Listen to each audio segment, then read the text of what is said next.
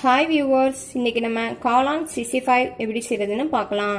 செய்ய தேவையான பொருட்கள்: காளான் நல்லா க்ளீன் பண்ணி எடுத்து வச்சுக்கோங்க, மைதா மாவு 1/2 கப், எண்ணெய், உப்பு, மிளகாய்த்தூள், சோள மாவு, இஞ்சி பூண்டு பேஸ்ட். இப்போ இதை வச்சு காளான் 65 எப்படி செய்கிறதுன்னு பார்க்கலாம். நான் ஒரு பவுலில் 1/2 கப் மைதா மாவு போட்டுக்கிறேன்.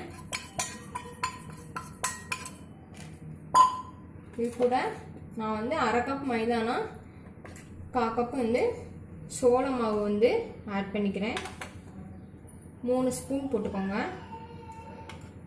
இது கூட கொஞ்சம் இஞ்சி பூண்டு பேஸ்ட், 1 ஸ்பூன் இஞ்சி பூண்டு பேஸ்ட்டு, மிளகாய்த்தூள் 2 ஸ்பூன் ஆட் பண்ணிக்கோங்க.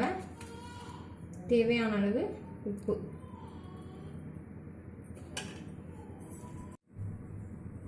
இப்போ இதோட நான் கொஞ்சம் தண்ணி ஆட் பண்ணிக்கிறேன். இந்த மிக்சர் இந்த பேட்டர் தயாரிக்கும். இப்போ இந்த பேட்டர் ரெடி ஆயாச்சு. இது கூட நான் காளான் ஆட் பண்ணிக்கிறேன்.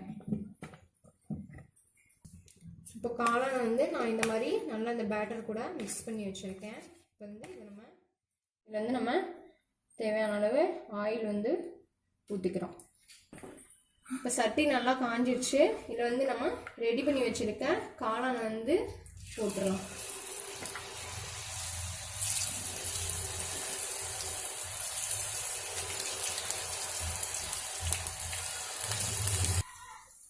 இப்போ காளான் நல்லா பொரிஞ்சிடுச்சு. இதை நம்ம எடுத்துடலாம்.